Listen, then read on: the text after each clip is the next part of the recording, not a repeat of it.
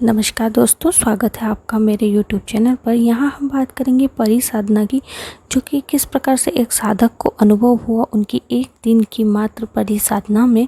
इसी के साथ ही हम यह आशा करते हैं कि आप सब अपने घर में स्वस्थ हैं और सकुशल हैं। तो चलिए शुरू करते हैं हम आज का हमारा अनुभव, जो कि शेयर किया है दीपक जी ने उत्तर प्रदेश से। ये लिखते हैं कि जब मैं इस साधना को करने की बात करता था तो मेरे अंदर अचानक सा भय पैदा हो जाता था, किंतु जब भी मैं इसे सुनता था कि परी बहुत ही सुंदर होती है और इसे साधना बहुत ही सरल है, तो मैं इसे साधने की कोशिश करने लगा था। एक दिन मैंने विचार किया कि क्यों न इस काम को अंजाम दिया जाए, और मैंने यह काम निश्चित किया और इसके लिए संपूर्ण जानकारी एकत्रित करने लगा। मुझे पता चला कि यह एक दिन की मात्र साधना होती है, जिसमें परी जो है जल्दी ही प्रसन्न हो जाती है।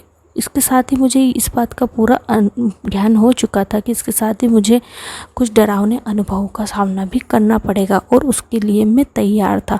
तो जैसा कि मैं आपको बता दूं कि उसके लिए मैंने एक एकांत में स्थान बनाया, अपने चारों ओर सुरक्षा घेरे के साथ बैठा, अपने गुरुजन तथा जो इष्ट देव हैं उनका ध्यान किया कि वो मेरी इन सब भय प्रतापी चीज़ों से रक्षा करें, और इसके साथ ही मैंने अपनी साधना को शुरू कर दिया। जब मैं यह साधना की तो लगभग 3 घंटे बाद मेरे आगे पीछे ऐसा लग रहा था कि 2 बड़े बड़े सांप आकर बैठ गए हैं। थोड़ी देर पीछे चला गया तो देखा कि 2 सांप आपस में लड़ रहे थे, लेकिन मैं ये जानता था कि अगर मुझे ये सब अनुभव हो रहे हैं तो निश्चिंत ही मैं सही मार्ग पर हूँ, क्योंकि मुझे मेरे गुरुजन ने बता दिया था कि अगर आपको भय रूपी कुछ भी अनुभव हो तो यह आपके आसपास की जो है नकारात्मक ऊर्जा है, जो आपको यह साधना करने के लिए रोकती है। कभी कभी हमारी जो साधक की जो विशिष्ट देवी होती हैं, वे भी हमें इस बात के लिए रोकती है और परीक्षा लेती है कि हम में कितना प्रबल संबल है कि हम उस साधना को करना चाहते हैं या नहीं करना चाहते। ऐसा लग रहा था कि उन 2 सांड को लड़ते हुए कि वे लड़ते लड़ते ही मेरी तरफ आ जाएंगे। उनका भयानक रूप देखकर जैसे मैं डर सा गया था। इसके बाद ही मैं आपको बता दूं कि वे दौड़ते हुए मेरी तरफ आ रहे थे। मेरा मनोबल टूटता ही जा रहा था, लेकिन कुछ ही समय में मैंने अपने आप पर काबू पाया और देखा कि वे अचानक से गायब हो गए थे। कुछ ही देर की 1 या 2 घंटे में फिर से मैंने साधना को पुनः चालू किया तो देखा कि आसपास कुछ भयानक से चेहरे घूमने लगे थे। वे भयानक चेहरे मुझे डराने का प्रयास कर रहे थे कि कहीं मैं अपनी साधना में विफल हो जाऊं और वो सभी सफल हो जाए, लेकिन मैंने ऐसा होने नहीं दिया। मैं ये अच्छी तरह से जानता था कि मुझे यह साधना को पूरा करना ही है और मुझे परी को हर हाल में जो है वो सिद्ध करना है। तो मैं गुरुजी की आज्ञा के कहे अनुसार परी साधना में विलीन रहा।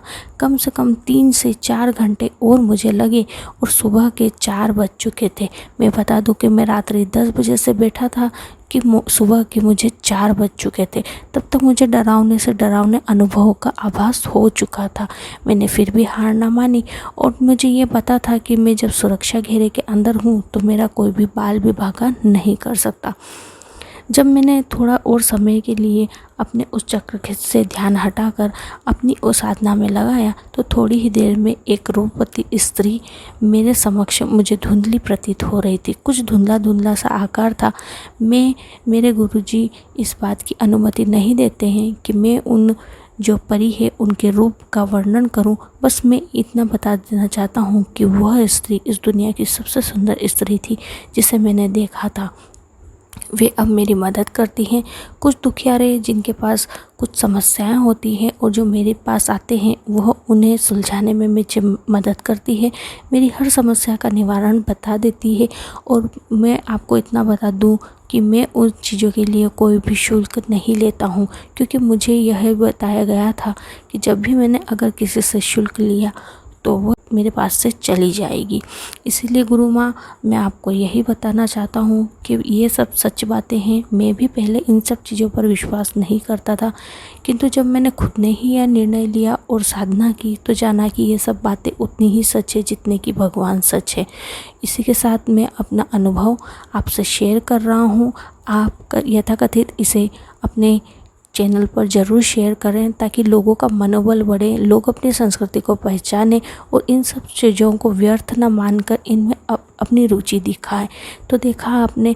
इसके साथ ही मैं आपको बता दूं कि अगले वीडियो में हम यही शेयर करने वाले हैं कि किस प्रकार से परी की साधना की जाती है, उनके लिए क्या आवश्यक चीज़ें होती है और क्या नहीं, ये सब मैं आपको अगली वीडियो में शेयर करूंगी। तो अगर आपको ये चैनल पसंद आती है तो प्लीज़ इसे सब्सक्राइब जरूर कीजिएगा, लाइक कीजिएगा। और अगर आपको कोई विशिष्ट साधना से जुड़े अनुभव की आवश्यकता है या फिर आप चाहते हैं कि उसकी साधना की विधि हम आपको बताएं, तो आप ज़रूर मुझे कमेंट कर सकते हैं।